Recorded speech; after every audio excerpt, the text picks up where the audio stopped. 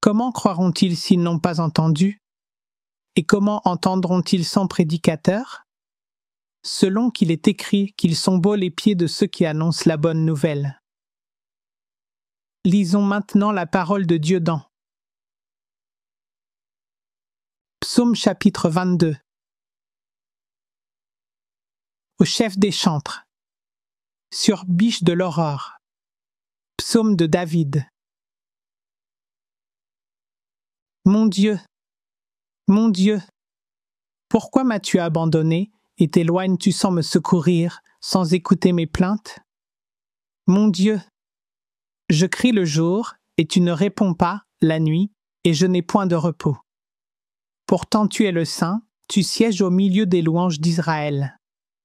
En toi se confiaient nos pères, ils se confiaient et tu les délivrais. Ils criaient à toi et ils étaient sauvés, ils se confiaient en toi et ils n'étaient point confus. Et moi, je suis un ver et non un homme, l'opprobre des hommes et le méprisé du peuple. Tous ceux qui me voient se moquent de moi, ils ouvrent la bouche, secouent la tête, recommande-toi à l'Éternel.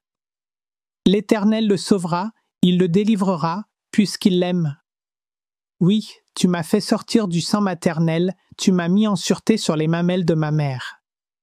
Dès le sein maternel j'ai été sous ta garde, dès le ventre de ma mère tu as été mon Dieu. Ne t'éloigne pas de moi quand la détresse est proche, quand personne ne vient à mon secours. De nombreux taureaux sont autour de moi, des taureaux de Basan m'environnent.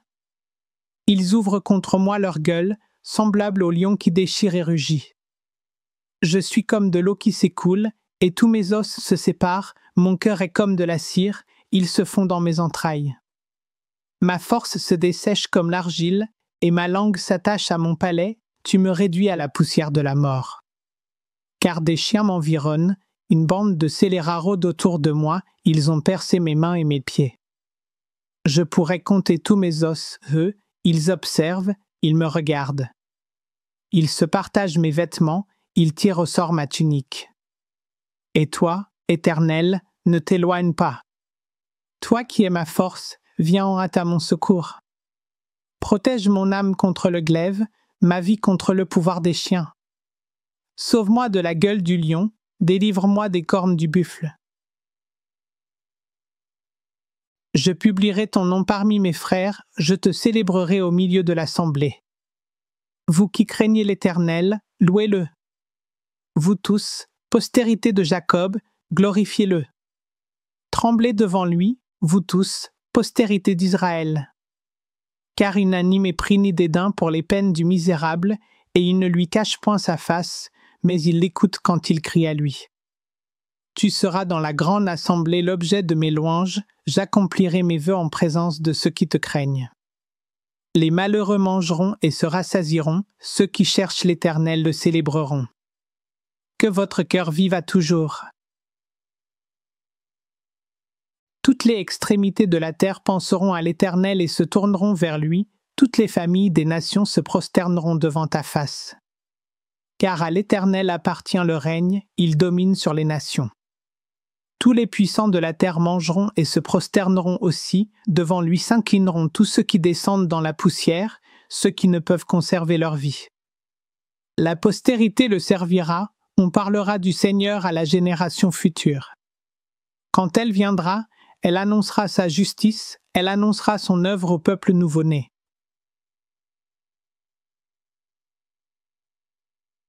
Première épître aux Corinthiens chapitre 10. Frères, je ne veux pas que vous ignoriez que nos pères ont tous été sous la nuée, qu'ils ont tous passé au travers de la mer, qu'ils ont tous été baptisés en Moïse dans la nuée et dans la mer, qu'ils ont tous mangé le même aliment spirituel et qu'ils ont tous bu le même breuvage spirituel, car ils buvaient à un rocher spirituel qui les suivait, et ce rocher était Christ. Mais la plupart d'entre eux ne furent point agréables à Dieu, puisqu'ils périrent dans le désert. Or, ces choses sont arrivées pour nous servir d'exemple, afin que nous n'ayons pas de mauvais désirs, comme ils en ont eu. Ne devenez point idolâtres, comme quelques-uns d'eux, selon qu'il est écrit, le peuple s'assit pour manger et pour boire, puis ils se levèrent pour se divertir. Ne nous livrons point à l'impudicité, comme quelques-uns d'eux s'y livrèrent, de sorte qu'il en tomba 23 000 en un seul jour. Ne tentons point le Seigneur, comme le tentèrent quelques-uns d'eux, qui périrent par les serpents. Ne murmurez point, comme murmurèrent quelques-uns d'eux, qui périrent par l'exterminateur. Ces choses leur sont arrivées pour servir d'exemple, et elles ont été écrites pour notre instruction, à nous qui sommes parvenus à la fin des siècles. Ainsi donc, que celui qui croit être debout prenne garde de tomber. Aucune tentation ne vous est survenue qui n'ait été humaine, et Dieu, qui est fidèle, ne permettra pas que vous soyez tentés au-delà de vos forces, mais avec la tentation il préparera aussi le moyen d'en sortir, afin que vous puissiez la supporter.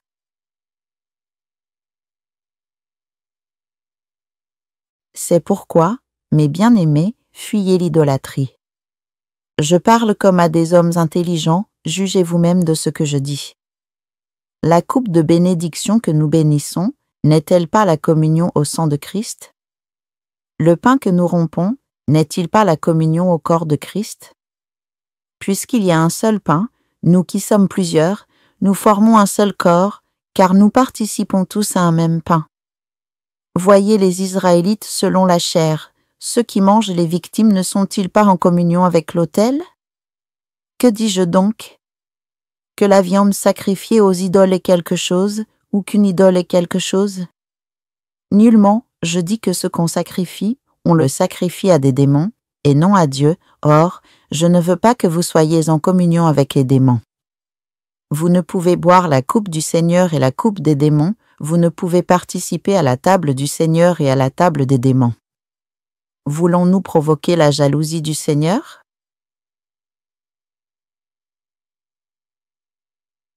Sommes-nous plus forts que lui? Tout est permis, mais tout n'est pas utile, tout est permis, mais tout n'édifie pas. Que personne ne cherche son propre intérêt, mais que chacun cherche celui d'autrui. Mangez de tout ce qui se vend au marché, sans vous enquérir de rien par motif de conscience, car la terre est au Seigneur, et tout ce qu'elle renferme. Si un non-croyant vous invite et que vous vouliez y aller, mangez de tout ce qu'on vous présentera, sans vous enquérir de rien par motif de conscience. Mais si quelqu'un vous dit « Ceci a été offert en sacrifice », n'en mangez pas, à cause de celui qui a donné l'avertissement et à cause de la conscience. Je parle ici, non de votre conscience, mais de celle de l'autre. Pourquoi, en effet, ma liberté serait-elle jugée par une conscience étrangère? Si je mange avec action de grâce, pourquoi serais-je blâmé au sujet d'une chose dont je rends grâce? Soit donc que vous mangiez, soit que vous buviez, soit que vous fassiez quelque autre chose, faites tout pour la gloire de Dieu. Ne soyez en scandale ni aux Grecs, ni aux Juifs, ni à l'Église de Dieu, de la même manière que moi aussi je m'efforce en toutes choses de complaire à tous, cherchant, non mon avantage, mais celui du plus grand nombre, afin qu'ils soient sauvés.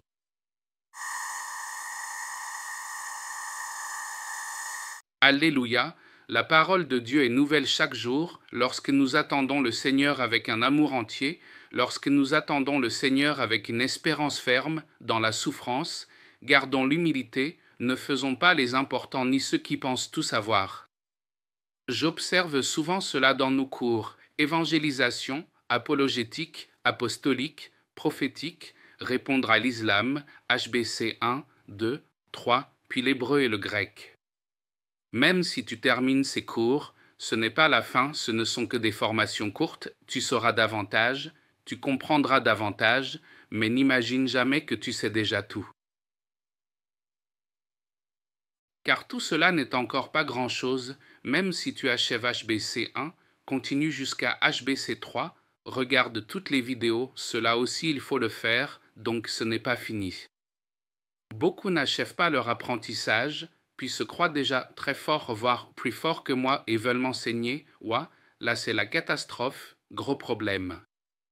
J'ai étudié la théologie pendant 10 ans tout en la mettant en pratique. Cela ne signifie pas que je suis le meilleur. Il y a encore beaucoup de choses que j'ignore, des oublis ou oui, ici j'ai omis, ou peut-être des erreurs, mais au moins nous en savons plus qu'avant.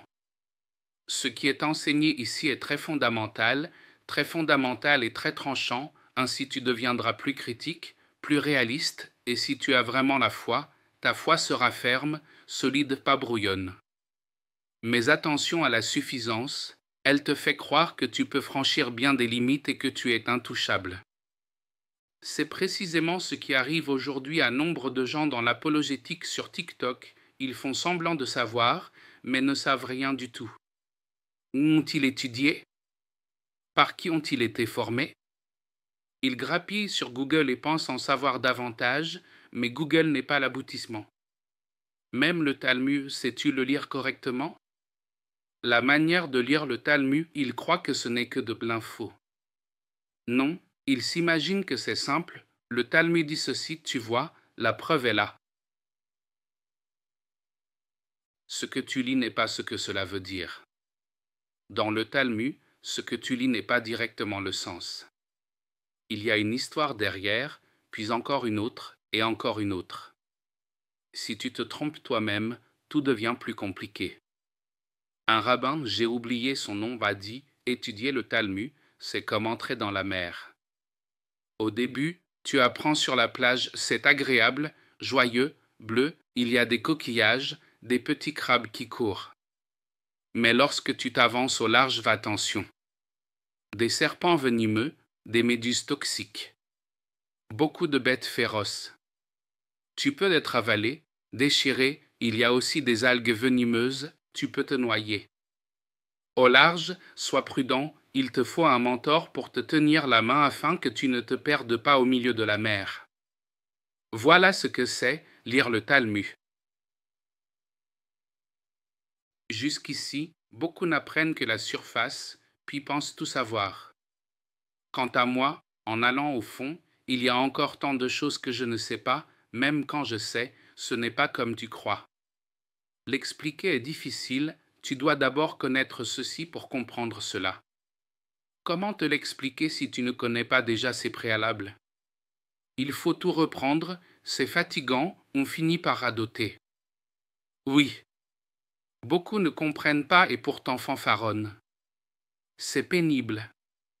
Ceux qui font les connaisseurs parlent plus vite, plus fort, plus durement. Certains chrétiens semblent même sans cœur. Et maintenant, on voit la mode du devient Judas sur TikTok. Des autoproclamés apologètes agissent comme Judas, ils exposent l'adresse de leurs amis, l'adresse de leurs ennemis, tout ça pour soutirer des dons.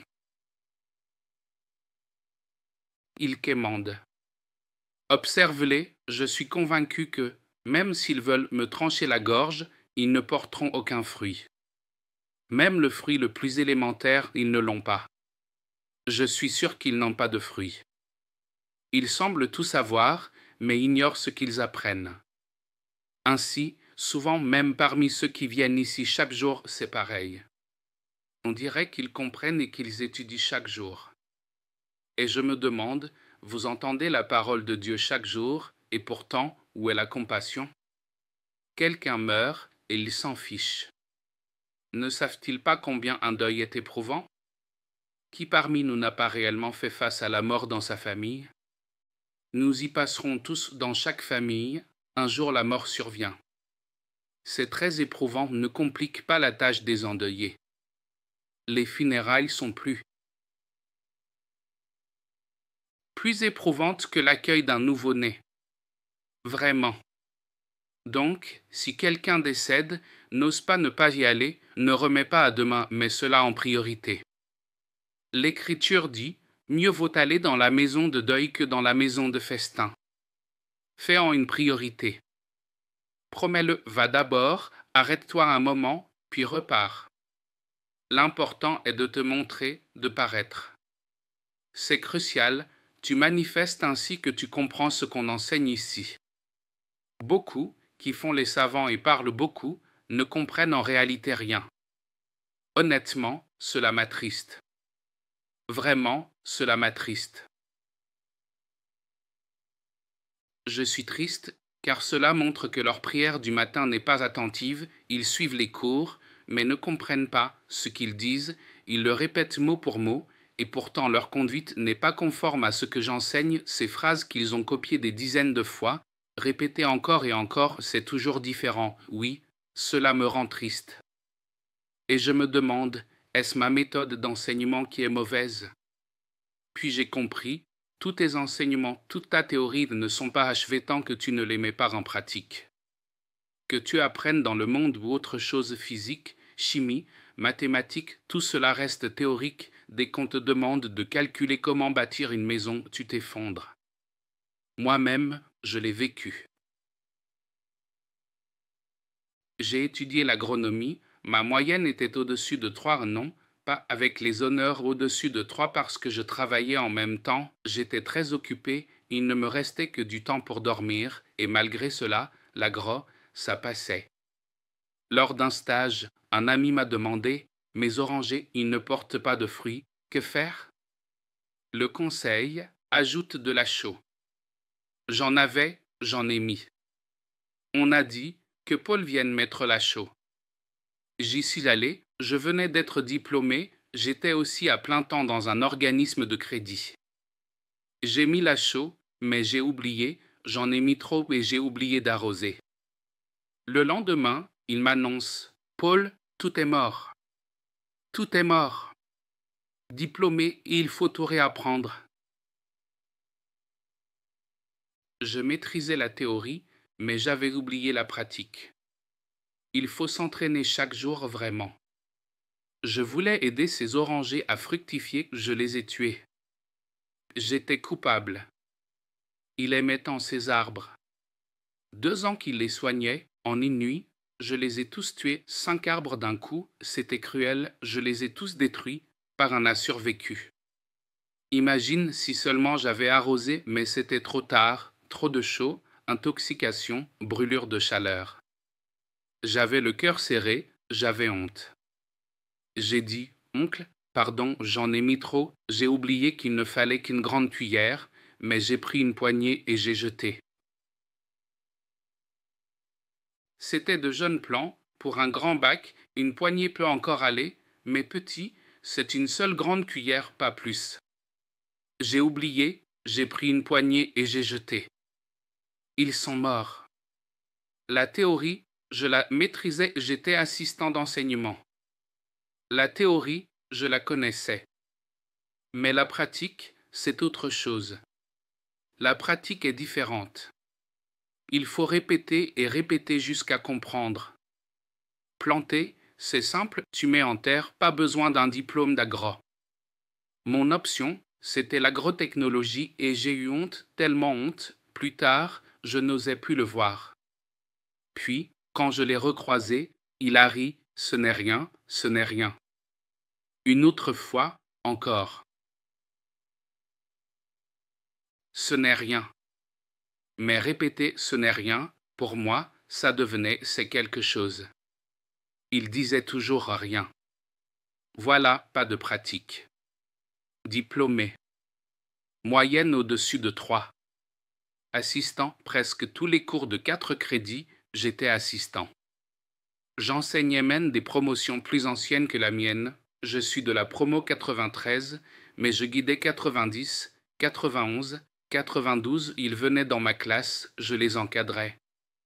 Ils me demandaient des points parce que j'étais assistant dans ces cours. Non pas que je sois brillant, j'avais besoin d'argent. Quoi qu'il en coûte, j'acceptais d'assister là-bas. Parce qu'il me fallait payer les frais de scolarité. La pratique est importante. Alors, pourquoi, quand survient l'épreuve, alors que tu sais tant de choses? Tu n'en sors pas? Élie, Élie, pourquoi si longtemps? J'ai déjà prêché là-dessus il y a 3 ans. Élie, Élie, pourquoi si longtemps? Mais maintenant, Élie, Élie, pas trop longtemps, car nous devons savoir ne pas tarder. Pourquoi tardes-tu? Parce que tu as la théorie, mais au moment d'agir tu ne l'appliques pas dans la souffrance, tu fonces au feeling. Pourtant, on t'a déjà appris, en te disputant, n'insulte pas si tu es en froid, pardonne si l'on te calomnie, clarifie une fois pas sans cesse. comme Rudy Johann qui clarifie encore et cela finit en querelle. Ces apologètes paradent 1000 clarifications, pour $1, ils clarifient. La clarification, c'est une seule fois. Dans le conflit, n'expose pas la honte de l'autre, ni son adresse. Celui qui commence à noircir l'adversaire est sûr de perdre, même s'il a raison. Le signe que tu vas perdre, c'est que tu commences à salir l'autre. On a déjà appris comment se disputer proprement. Mais ils s'entêtent et se chamaillent, colportent des ragots partout. Si l'on te diffame, ne crie pas, on me diffame, c'est inadmissible. Ne te mets pas en colère. Il a la théorie à tête froide, il disserte, mais à l'instant d'agir, il oublie tout. Alors tes problèmes s'allongent et s'en mêlent. Même quand tu veux agir, par où commencer? Le mieux est de clôturer tout de suite, je pardonne et je relâche. Mais tu dis, j'en suis arrivé là, et tu t'enfonces. Au lieu de lâcher vite, d'accord, c'est ainsi, j'ai eu tort, ma réaction était mauvaise, puis immédiatement faire le ménage, se taire, ne pas répliquer. J'ai dit à mon enfant, rappelle-moi pour ne pas répondre. Rappelle-moi. Répondre, ce n'est pas parce que je suis furieux, c'est un réflexe. La bouche veut riposter, surtout quand on me cherche. Voilà. La théorie, tu la connais, mais quand la sortir? Je suis retourné apprendre de mon père, maître de Kung-Fu. Il y en avait un autre, à Tegal, excellent en karaté, il fanfaronnait.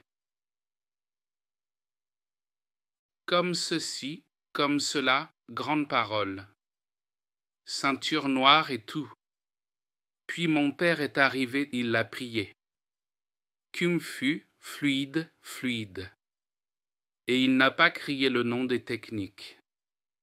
Le vrai Kung-Fu, ce n'est pas mémoriser des noms, c'est entraîner ses mains chaque jour. Si tu apprends le vrai Kung-Fu, tu l'exerces en faisant, par exemple en travaillant la pâte, tes mains vont et viennent, c'est du Kung-Fu, tu cuisines avec régularité, c'est du Kung-Fu, c'est ta forme. Donc, sans t'en rendre compte, tu pratiques. Voilà le vrai Kung-Fu. Le Kung-Fu d'aujourd'hui, c'est sur le papier, comme moi, théorie, telle posture, tel enchaînement, mais une fois la bagarre, rien ne sort, on oublie. Ce ceinture noire, une fois le combat engagé, rien ne sort, il se fait battre et finit à l'hôpital. Se battre, à égal, ceinture noire battue, hôpital. Aucune technique n'est sortie, la rue n'est pas un film, ceux qui sont célèbres, Jota Slim par exemple, la réalité n'est pas comme ça, c'est faux. Mais si tu t'exerces souvent, boum, et que tu t'es battu dans la rue, alors tu n'utiliseras pas de théorie parce que tu t'es entraîné, tu connais la discipline. Quoi que tu apprennes, il faut pratiquer. Si tu ne pratiques pas, tu oublieras.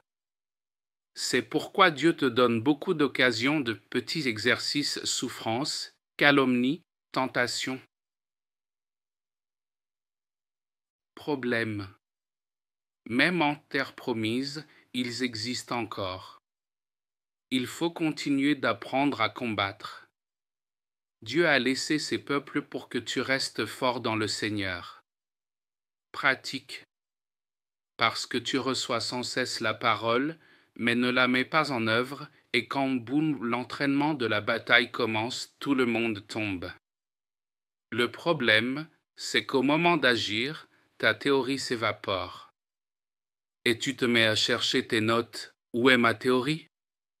Boum. Pourquoi? Parce que tu ne pratiques pas chaque jour, tu attends le problème pour pratiquer. En réalité, il faut pratiquer chaque fois, soudain on te calomnie, soudain on te prend pour le problème, soudain le conflit surgit, pratique l'amour, la diaconie, le pardon. Pratique sans cesse la bénédiction, dit YHWH géré, l'Éternel pourvoira. Même en terre promise. Chaque jour, je pratique YHWH. Bien sûr, je pourrais passer un coup de fil si tu as besoin d'argent, fais un virement si j'appelais, on enverrait, les gens, par compassion, transféreraient. Mais je n'appellerai pas, je pratiquerai YHWH. Pratique. Et quand viendra un grand besoin, un jour mon cœur restera paisible. YHWH, allons. YHWH. Je le proclame sans cesse. Du matin au soir, jusqu'au changement de saison.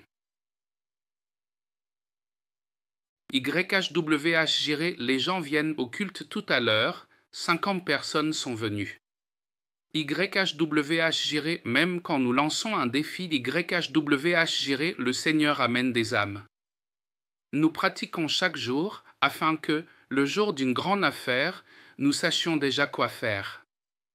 Pourquoi vos prières ne sont-elles pas exaucées? Élie, pas trop longtemps pour la réponse. Si c'est long, c'est parce que tu ne sais pas prier, tu ne sais pas non plus à quoi ressemble une prière exaucée. Élie, pas trop longtemps, mais je te garantis que si tu pries avec des convoitises, ce sera long, assurément. On t'a déjà appris, ne prie pas avec des convoitises. D'abord la suffisance, l'action de grâce est essentielle. Mais tu veux forcer Dieu. Parfois je le vois. Quand est-ce que Marcel écoutera? Quand tu lui dis « ne fais pas le fier », Marcel écoute. Souvent cela vient de la famille, il vient d'un bon milieu, avec de l'expérience en Dieu, oncle, tante, père, mère dans le Seigneur, fort de l'expérience de ses parents, il obéit davantage. Mais parfois, certains comme moi n'obéissent pas. Ils apprennent lentement, la formation spirituelle prend du temps avant l'obéissance. Pourquoi? Parce que j'apprends au feeling. Pareil pour la conduite, l'examen théorique, je l'ai raté 8 fois, la pratique, 3 fois, à chaque fois, recommencer. Le moniteur m'a dit « Tu conduis au feeling ». J'ai répondu « Évidemment, je conduis ainsi depuis plus de 30 ans, à 15 ans je conduisais déjà ». Il a dit « Je l'ai vu dès le départ renseigner quelqu'un qui conduit au feeling, c'est difficile ». J'ai demandé « Alors, comment faut-il » Il a répondu « Avec les yeux ». J'ai dit « Quoi? Avec les yeux? On conduit comment sinon ?» Il a dit « Le problème, c'est que tu n'utilises pas tes yeux, tu ne regardes pas à gauche, à droite. Et moi, au feeling, je m'insère, je double, le moniteur est souvent terrorisé. Pourtant, en général, ceux qui montent avec moi s'endorment encore aujourd'hui, si je conduis, ils dorment. Ma conduite est confortable. Mais, justement, conduire au feeling est dangereux. À l'entrée d'autoroute, pas au feeling. Si la limite est 100 km/h ou 105, tu dois te caler derrière la voiture devant à 100 à 105, pas au feeling.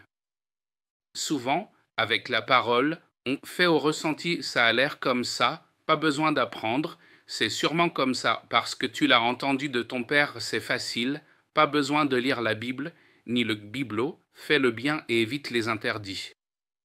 Mais quels interdits? Ce ressenti te fera dévier, tu t'enfonceras, parce que tu ne veux pas lire le bibelot. Qu'est-ce donc que bibelot? Je ne sais pas non plus. Même ce bibelot que tu répètes, qu'est-ce que c'est? Tu n'arrêtes pas de crier bibelot, bibelot. Lis ta Bible, vis la parole, logo, chaque jour. Est-ce difficile? Pas du tout. Qu'est-ce qui la rend difficile? Ta volonté propre. Ça veut dire quoi? Suivre le ressenti, c'est simple, pas besoin de lire. Qui a dit cela? Fais le bien, évite les interdits. Mais quels interdits? Et qu'est-ce que faire le bien?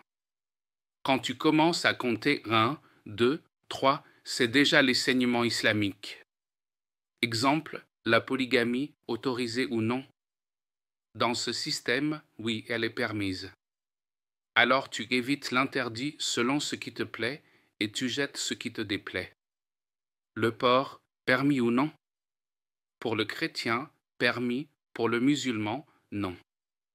Si tu choisis une religion parce qu'elle autorise la polygamie, selon la même logique, tu devrais aussi suivre ses lois alimentaires.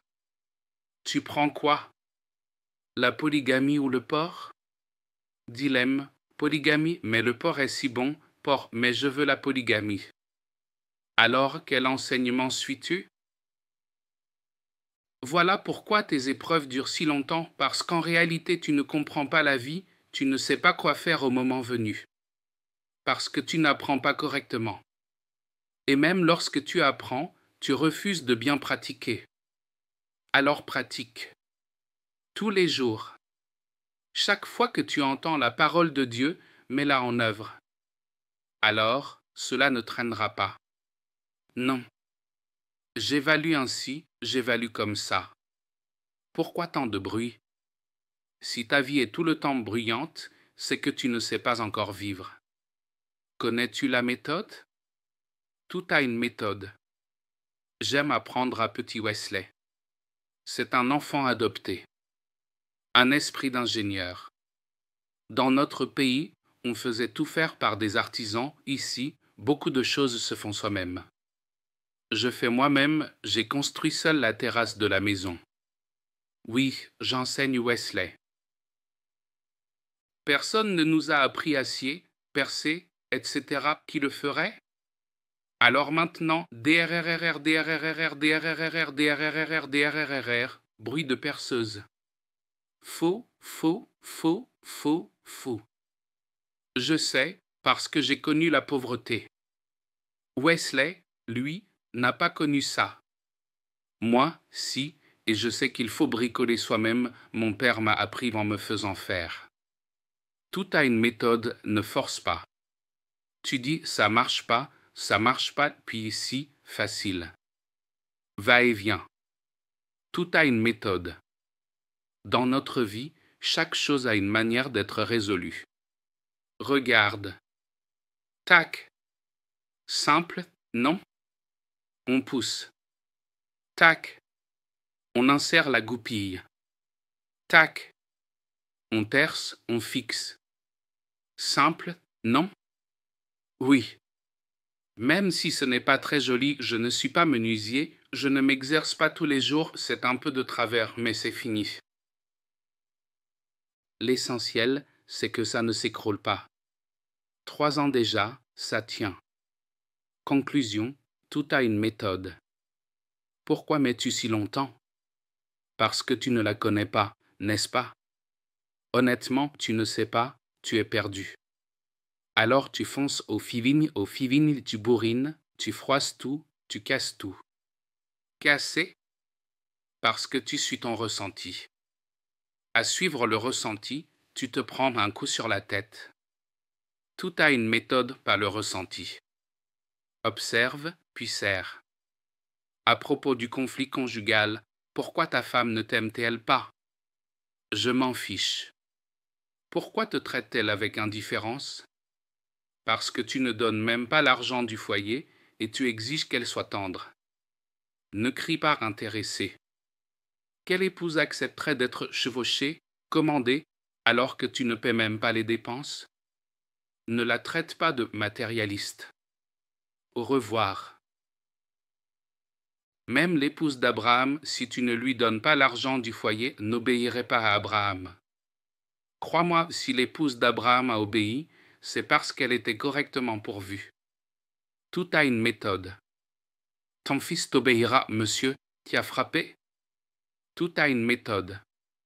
Ne frappe pas l'enfant, plus tu frappes, plus il sera meurtri, il finira par t'en vouloir. Tu crois qu'éduquer, c'est frapper? Même un chien, si tu le bats, tu le rends mauvais, un chien n'a pas besoin de coups. À plus forte raison, un enfant ne frappe pas. Tout a une méthode. Le problème, c'est que tu ne la connais pas, va apprendre l'évangélisation, apologétique, apostolique, prophétique, répondre à l'islam, HBC, on y apprend des méthodes et pratiques. Écoute l'accompagnement, écoute la prière du matin chaque jour. La prière du matin a aussi sa manière pratique. Écoute, fais, écoute, fais. Si tu fais qu'écouter sans pratiquer, tu ne comprendras rien. Tu dois agir immédiatement. Alors, tu n'auras plus besoin de prier Évi, Évi, pourquoi si longtemps, Évi, Évi, pas trop longtemps, pas besoin, ta prière recevra une réponse rapide. Bien. Que Dieu te bénisse. Que le Seigneur Jésus te bénisse.